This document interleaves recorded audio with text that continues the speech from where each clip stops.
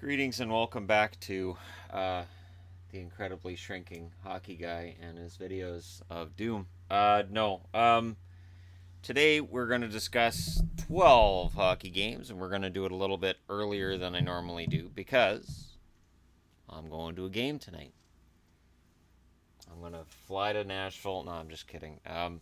We're going to the Canucks against Colorado. I'll get into that one in a bit, but let us start things off because I know there's people anxious to see today's preview. Boston's at home against Anaheim. So here we are. We've got Anaheim coming out of the All-Star break, looking strong, looking healthy, and Boston 18 games now without a loss in regulation. This is insanity. And so I've put their records again. I've taken the overtime losses and made them losses so that you get a feeling for who's got the stronger record. Anaheim 24 and 26, Boston 29 and 18. The top two defensemen for ice time on each team I've put up here. So Fowler and Lindholm for Anaheim, Chara and McAvoy for Boston. And the reason I did this is to kind of give a feeling for who's got the better strength in their top two and who's dealing with the top two defenseman that's injured right now. McAvoy being that for Boston. So people have to jump up and play that time. And it shows just how strong this kid really is. Like I've talked him up, but really it doesn't fully describe just how strong a defenseman he is at both ends of the ice and just how he's already playing like a veteran. It's kind of intimidating. And for Anaheim, again, with them being healthy, they are a much better team than they've been for a majority of this season. And I can totally see Anaheim winning this game. Wouldn't be surprised to sit down, get ready to watch a hockey game, and go, oh, look at the scoreboard. Boston lost 4-0 tonight. Oh, so much for that. At the time that I wrote all these up, which was last night, of course, we didn't have starting goalies. I'm not going to get into starting goalies. Odds are it's going to be mostly the actual starters because most of them had 4 days off unless they were at the All-Star game. And if they were at the All-Star game, they only had to play half of one game or half of two at most. But yeah, Boston is in a position right now where they can make a run at Tampa, but I have my suspicion that Tampa may be a little bit out of reach for them. For Anaheim, the playoffs are not out of reach at all. They are very, very close to a playoff spot, and they're playing very solid hockey. So good luck to both. Next up, Florida. So the Panthers are in New York against the Islanders.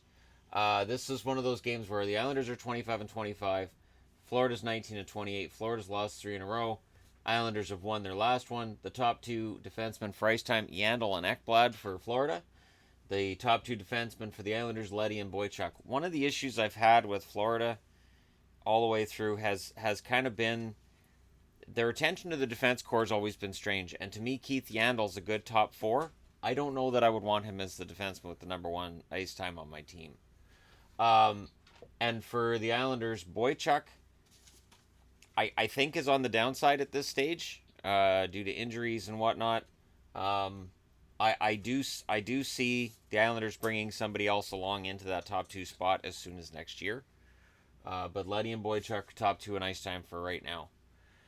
The Islanders have been up and down. I did make the prediction of the teams that are out of the playoffs in the East. I could see them making it. This is part of the reason why. They've got some home games coming up.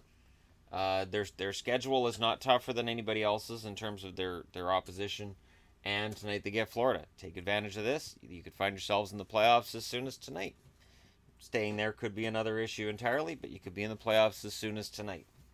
And for Florida, it's tough sledding for Florida from here. They're going to be sellers. What they sell and what they get back is going to be very telling as to whether or not this team is better next year and how much better they can get. A properly managed trade deadline, I don't always look at what the contenders received because usually it's minuscule in terms of the difference between before and after the trade deadline for teams that are contenders. But, and I say usually, the Penguins made out like bandits last year at the deadline. But Penguins making out like bandits at the deadline is nothing new. But I always look at the teams that are in the rebuilding stage and what they get back and what they sell off. And that to me is the more interesting tale on deadline day. Right now, it looks like I have trade deadline day off, so I'm very much looking forward to that. And I think Florida is going to be active. I think they're going to be very active, actually. All right, next up, Minnesota's and Columbus. So a matchup between the 2000 expansion draft teams. 26 and 23 Minnesota, 27 and 22 Columbus. There's very little to choose between these two in terms of their record. Both of them have struggled with injuries. Both of them have very solid goaltenders. Dubnyk hasn't been as good this year as he was the years prior, but he's still a very solid goaltender. Um, the Minnesota Wild lost their last one. Columbus won their last one. The top two for ice time: Suter and Spurgeon for Minnesota, Jones and Werenski for Columbus. So Columbus is set on the blue line for at least the next 5 years, I would think, with Jones and Werenski. I talked up Werenski a lot last year as a rookie.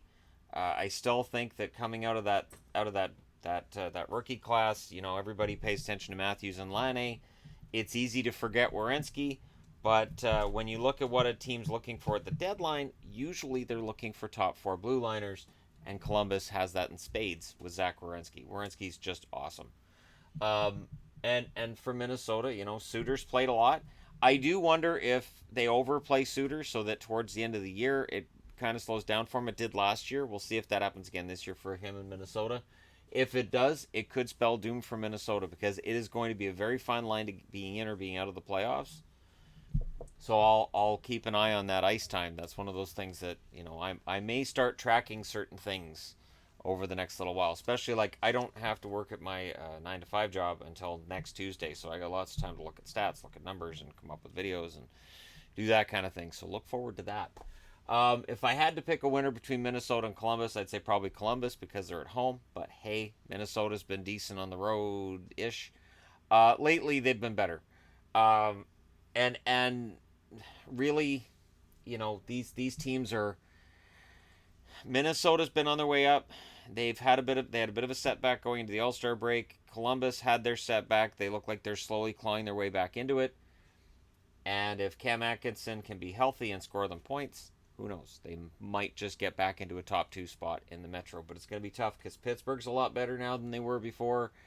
And I think Jersey can rebound. And if they don't, well, Philly's right there. So there's a lot of teams that are pretty darn good in the Metro. Next up, Jersey, Buffalo. So this is an odd one. New Jersey 24 and 24, Buffalo 14 and 35. It's completely different. But New Jersey's lost their last 4. Buffalo's won their last 3. The top defensemen for ice time, Andy Green and Sami Vatanen for New Jersey. I've always had a concern with the Devils that Andy Green gets too much ice time and that they need more of a horse on the blue line, a guy who can play a lot of minutes like Chara has for Boston, like Fowler's capable of in Anaheim as well. And I'm not sure I'm convinced that Green's that guy. Vatanen, depending on which Devils fan you talk to, either he's been very effective, he's been very useful, or... So, depending on which New Jersey Devils fan you talk to, either he's been very effective or he's been very ineffective. But Vatanen is the guy they got for Henrique. I still think it was a good move for them because, again, the Devils' blue line, while Will Butcher's there as the rookie, I think adding another piece at the deadline would be smart, depending on the price that you pay for that piece. New Jersey is in that spot where, yes, they're in the playoffs. Yes, it could be an exciting run, but you don't want to mortgage your future to bring in pieces now that will cost you a year or 2 or 3 years down the road. So they have to manage this smart, and I believe that they will. I think they've done a good job so far. But the weird part is that Buffalo's playing very well. Buffalo's top 2 defensemen in ice time, of course, Ristolainen and Scandella. Scandella's been solid for Buffalo, and while I don't think he's a top 2 on almost any other team, he is providing important minutes to Buffalo. And when you've got an experienced guy like this on your team, and there are a lot of young kids coming into Buffalo, that's the kind of leadership that you need. So even though he may not be a captain, he can be a leader. He's got enough experience now at the NHL level, and he plays a gritty enough game that I think Buffalo is likely very happy with what he's done for them.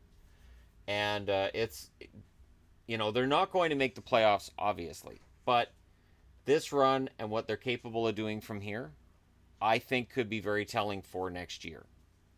That being said, I've always talked about how momentum doesn't carry over from season to season, but hey, you need some optimism if you're a Buffalo Sabres fan. And if you're a Devils fan, this is a game the Devils have to win. You can't lose in Buffalo. You just can't do that. All right, next up.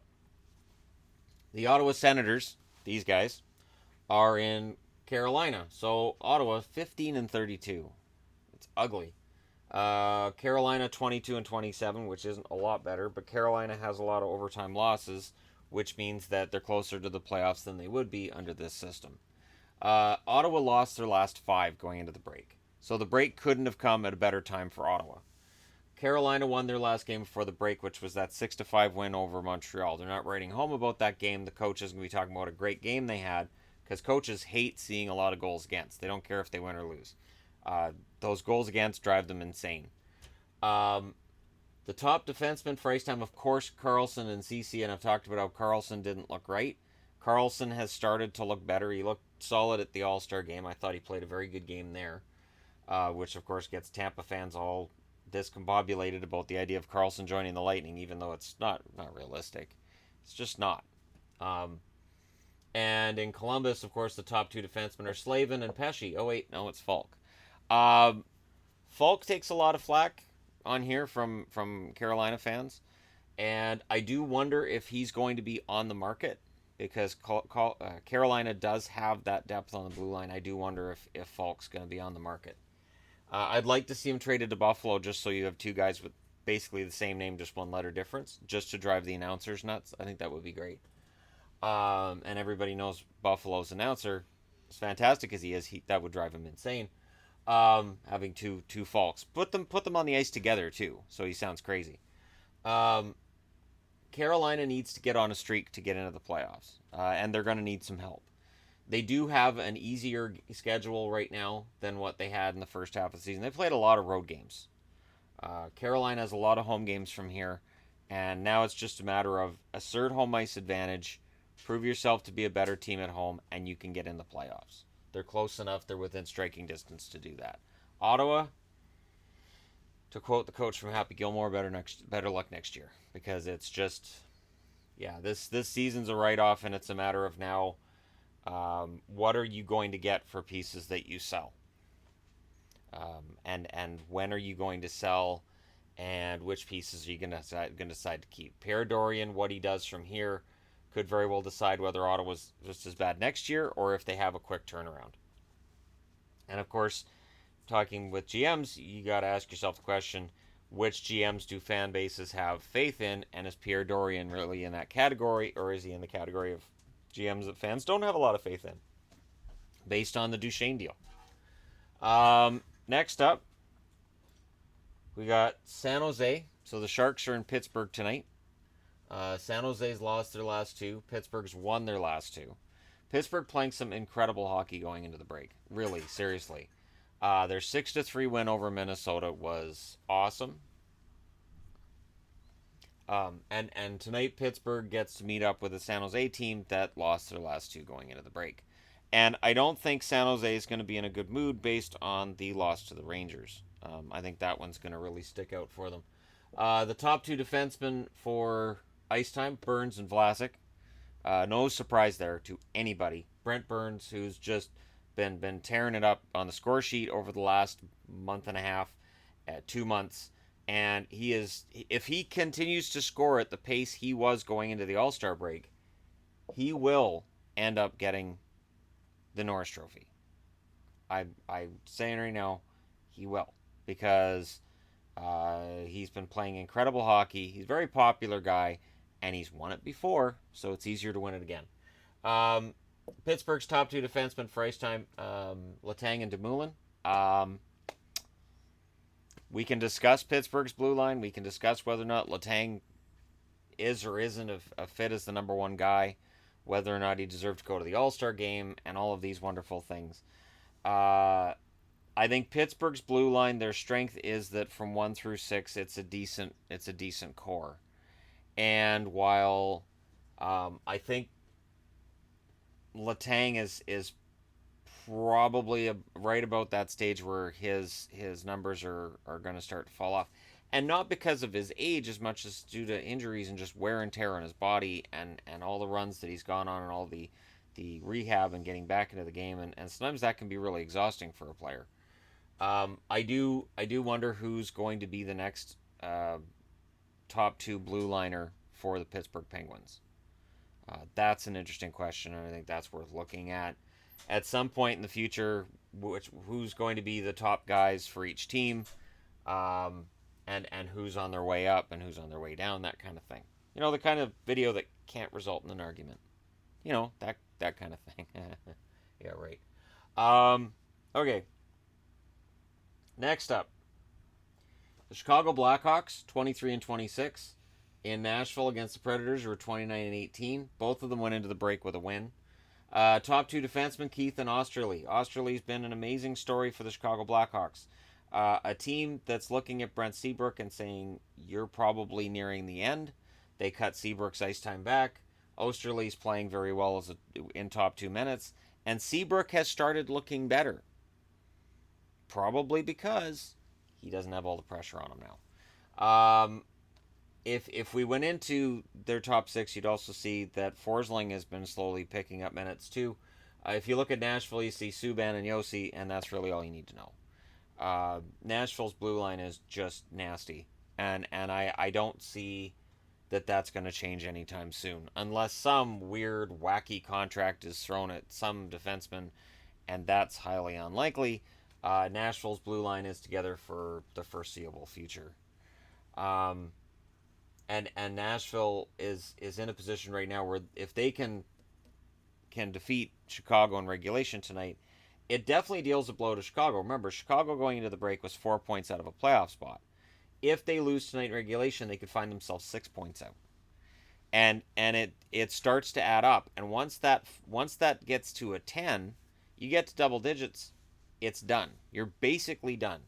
After an all-star break, if you're 10 points or more points back, it is very, very rare for a team to come back and make the playoffs. So Chicago can't afford to fall further out, needs to win this game in Nashville, and Nashville's very tough at home. Nashville's very, very tough at home. So this is not this game could be a very ugly game. It could be a lot of fighting. Of course, Chicago, fresh in their minds, is that Nashville swept them last year in the playoffs. And fresh in their minds is the fact that Nashville went to the finals after sweeping them, and that Nashville is now considered one of the favorites to win a Stanley Cup, and so the Blackhawks are going to want to assert themselves against that team. At least I hope so, because it makes for a more exciting game when teams really, really can't stand each other. All right, Montreal. So Montreal were 20-29, lost their last game going into the All-Star break in St. Louis against the 30-21 Blues, who won their last two. The Blues are starting to get healthier. And that's bad news. Jaden Schwartz being back is bad news to everybody in the West. Top two defensemen, Weber. I haven't heard yet if Weber's back. I know Weber was being held out until the All-Star break. I haven't heard anything about him being back. I didn't see anything yesterday about him being cleared. Petrie is number 2 on the defenseman list for ice time, and I like Jeff Petrie as a top 4. I'm not convinced he's a top 2 guy for minutes. And this is where, and some people say, oh, he's insulting this player or that player. Saying that a guy's a top 4, but I'm not sure he's a top 2, is just saying, if Petrie plays for Nashville, does he get top 2? Well, no. If he plays for Ottawa, does he beat out Ceci? Maybe. When you look at the good teams like Boston, he's not going to outplay Chara or McAvoy. When you look at Columbus, he's not going to get in ahead of Jones or Werenski. That's all I mean, is that on a solid team, on the Jets, Bufflin and Trouba are the top 2 guys. On a solid team, the guy who's top 2 on a bad team becomes a top 4 on a good team. That's all I'm saying. Which is weird because, of course, Ottawa's lower in the standings than Montreal. But I mentioned Ottawa because I think CC's better than some. There's Ottawa fans who don't like CC. I know that for mistakes, but he's young. St. Louis, of course, Pietrangelo and Parayko. That's as deadly a combination as you're going to find on the blue line in the NHL. I like Pietrangelo's game, and I like Parayko's. I've been a fan of Parayko's this year because everybody talks about Pietrangelo for Norris. because early on everybody was like, he's going to run away with it. This is his award this year. I I I've been watching games here and there, and I really like Parayko's game. I think Parayko, while he may not put up the same amount of points as Pietrangelo, I would argue that maybe he's the better overall defenseman. And that's just from my perspective. That's just me saying that. This is the whole Couturier-Giroux thing again, right? Where I say I like Couturier more than Giroux, and people say, "Oh, you're crazy." But it's not all about points. We get points are romanticized as that's the indicator that somebody's the best, and I don't think that's everything. Especially in this day where everybody talks about advanced stats, and we agree that defense and preventing shots and chances are just as important as getting them. We get wrapped up in points a lot of the time, and Parayko is not a slouch in terms of points either. So, just throwing that out there. Next up, Tampa and Winnipeg. The Tampa Bay Lightning, 34-15, won their last three going into the All-Star break. Hedman and Stralman are the top two for ice time. Of course, Hedman's still out. The good news for Tampa is that they just had the All-Star break. Since Hedman got hurt, they had their 5-day break. So Hedman's time out of the lineup won't mean as many games missed as it would have been any other time of the year. Winnipeg, they got Byfuglien and Trouba as their top two. Of course, I did the video yesterday on Trouba's going to be out 6 to 8 weeks with an injury. This game is going to be big for Winnipeg. Winnipeg's very good at home. I'm guessing Hellebuck starts. I'm guessing Vasilevsky starts. That's going to be a great game. And again, I miss it because I'm going to be watching another game that I'm going to get to in a few minutes here. But this to me has game of the night written all over it. Although Pittsburgh San Jose absolutely could steal the show too. But Winnipeg is in a position right now where with Trouba out, I don't believe Scheifele's back yet. Scheifele's close. They can really show how much moxie they have, how much grit they have if they can win games without two of their best players. And just with the general injury issues that they've had, just to be able to continue putting together wins says a lot. And then when that team gets healthy again, and you assume the team's going to get healthy again, sometimes teams don't. Sometimes they just keep getting injury after injury after injury. Believe me, as a Canucks fan, I know how this works. But if they can get healthy again after winning games with these injuries, it can really galvanize the team. So that's the kind of thing you're looking for. And then not only that, but the guy who's been injured, sometimes they come back and depending on where the injury is and the nature of the injury, they're rested for the playoffs. And I say the nature of their injury because sometimes you're working harder in rehab than you would be in practice every day. So not every injury is made the same. Let's discuss. I should mention with Tampa too. They going through that with Hedman. I should not minimize that because, they had a rough couple of weeks there. I know there was some talk on the power rankings about how they had a good week. Why aren't they at the top? Well, because they had a couple of bad weeks before that, and that's kind of how it works. I grade it on how they've performed over a short period of time, yes, but with the long-term health and play of the team considered. Okay, now we can move on to the next row. Now we can move on to a pretty big game. Vegas, 32-16. They're in Calgary against the Flames, who were 25-24. Schmidt and Zbiza are number 1 and 2 on the ice time list for defensemen. But remember, the difference in Vegas between 1 and 6 isn't that big. Zbiza's been hurt. So Zbiza being number 2 is kind of a surprise to me, and yet I talked up Zbiza a lot down the stretch last year. I felt the Canucks were losing a blue liner in Lucas Zbiza, who was more important than I think a lot of fans thought he was. And I still believe that. I still think Zbiza was a serviceable top 4 guy. Not sure he's top 2, and I'm not sure that Nate Schmidt's a guy that I would put as a number 1 defenseman. But hey, the results are there. They're 32-16. For Calgary, they lost their last 4 going in. Of course, overtimes, shootouts. They still show as losses on this board today. Their top 2 defensemen for ice time, Brody and Giordano. It's always a surprise to me when I see Giordano's not number 1 in ice time. But TJ Brody's a pretty damn good defenseman. And Brody, I think defensively is the better defenseman. And he'll play in more defensive situations than Giordano. But the difference is really splitting hairs anyways. But this is a big game for the Flames. They need to come out of the break and they need to show that they're ready and they're good to go. And here comes Vegas, the number one team in the division. They've got to win this game, and they kind of need a big win. They kind of need like a 4-1 kind of win to build themselves back up and get back on that roll they were on. They've been very fortunate to have lost these games in overtime and shootouts, and still be getting points. So they're still getting points along the way. Now they need to get a win. They need to get a win before these overtime points turn into just losses, and then they're in trouble.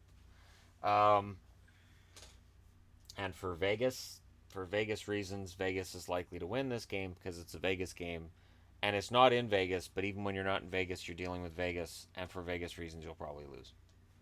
So there you go. Next up, so this is my game of the night because I'm going to be there. Colorado and Vancouver. The Abs come into this with 2 losses in a row. Vancouver with 1 loss in a row. Colorado's top 2 defensemen for ice time: Eric Johnson, Tyson Barrie. Barrie's not going anywhere. Barrie's still on trade bait boards. Barrie's still being talked about as being on his way out. And what can Colorado get for him? Are you insane? Colorado being on this incredible run, trying to make the playoffs, and they're going to trade out a top 2 defenseman? I don't think so.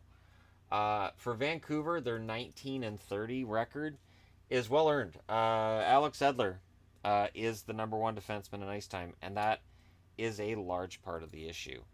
Depth on the blue line, like, it's there. They have a decent top 6, but they don't have that dominant defenseman. Look, number 2 on ice time, Michael Del Zotto. And Del Zotto's had a decent season. He's not a top 2 defenseman. So Vancouver's issues, well, you can look and you can say, well, they got Besser and Horvat and it's going to get better. Yeah, but man, do they ever need Ulevy to develop? Because if he doesn't develop into a top 2 defenseman, and I personally just say, well, top 4, because top 4 is easier to project than that grand top 2 position like some of these guys here, the Canucks desperately need that. That's why when they talk about where do you want to see Rasmus Dahlin go, it's like, well, I'm going to sound like a homer, but Vancouver really needs that blue liner desperately. Detroit does too, but they already had Lidstrom. You guys need to share. And Vancouver's never really had that horse on the blue line. They've had Jovo. Doug Lidster was overplayed in his career in Vancouver. I always felt bad for Lidster and Garth Butcher, who was miscast as a top 2 guy when they were here.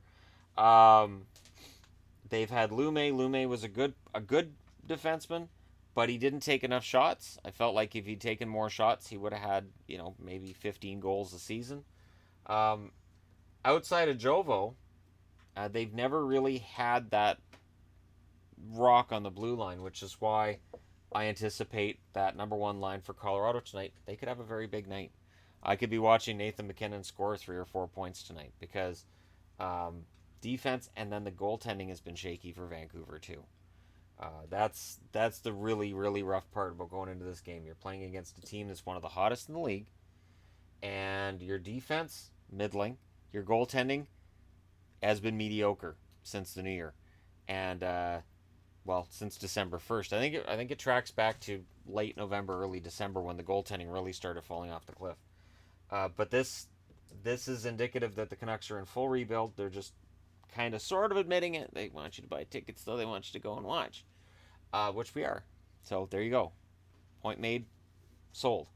For Vancouver, this is a game where, again, Besser can show that he's improving. Horvat can show that he's back to 100%. Besser, of course, coming out of this great All-Star game experience and the MVP and the car that he gave to his sister. Just great stories all around, and Vancouver needs to win some games. I don't care about finishing at the bottom of the standings. I don't care about any of that. Win some games. Make your fans happy. They're 8-16 at home, which is just not good enough. It's not good enough at all. So hopefully tonight they can turn it around a little bit because I'll be watching. It'd be fun to see them win something. I'll be wearing Canucks gear. I'm not wearing Avs gear. It's not happening. But we'll see where that goes tonight. For Colorado, this is a big game too because they've lost 2. They beat Vancouver. Then it's just 2 losses in their last 12 games. Last 13 games after tonight. But if they lose tonight, then the narrative changes to, oh, they're not hot anymore. Now they're starting to lose games. So it's that fine line, and again, because the Central is so close and there's so many teams that are within striking range, you really can't afford to go through a cold streak. You just can't. Ask Chicago. All right, last up, LA's and Dallas. LA 26 and 23, Dallas 28 and 22. LA, Doughty and Martinez are their top two. Drew Doughty is a very unpopular guy outside of LA, but I will say this: he is one of the best defensemen in the league. Um, he is a defenseman who plays on the edge. Does he cross the line? Absolutely. Does the league penalize him for it? Not really. And I understand why people are mad about that. Jake Muzzin isn't on this board, but Jake Muzzin's a fantastic defenseman with him as well. For Dallas, their top defensemen, Klingberg and Lundell. Klingberg, of course, Dallas fans talking about they want to see him in the Norris conversation. He's getting there. A lot of talk over All-Star Weekend about John Klingberg. I've started seeing a lot of articles online on not just one site or two, but on almost every hockey-related site. Klingberg's getting there. He's starting to open some eyes. And as soon as this week, when I do power rankings, you know, maybe John Klingberg's going to be the one I predict for Norris. It really depends how he does after the All-Star break, especially considering the way that Burns is coming on, and Doughty is still Drew Doughty. And if Drew Doughty has a good season, he has a very good shot at being the Norris Trophy winner. Um, Dallas came into this with a loss. LA comes into this with a win. For LA, they sit outside a playoff spot. You need to start winning games because Anaheim is coming up behind you guys, and you can't afford to um, continue to go down that path. So if LA can turn things around and get back into the swing of things, then absolutely the Kings should be a playoff team, and one of either the Flames or San Jose could end up being heartbroken at the end of the year by missing the playoffs. At least two good teams are going to miss the playoffs in the West. And at least, I'd say, two or three good teams in the East are going to miss the playoffs. It's going to be a very hotly contested run down to the playoffs because, remember, there's 31 teams and 16 make the playoffs, 15 miss. You're going to have good teams that miss the playoffs. And I mean, I remember the 80s where there were 16 out of 21 teams that made the playoffs. And then you had horrible teams making the playoffs. And the debate back then was, why are these teams in the playoffs at all?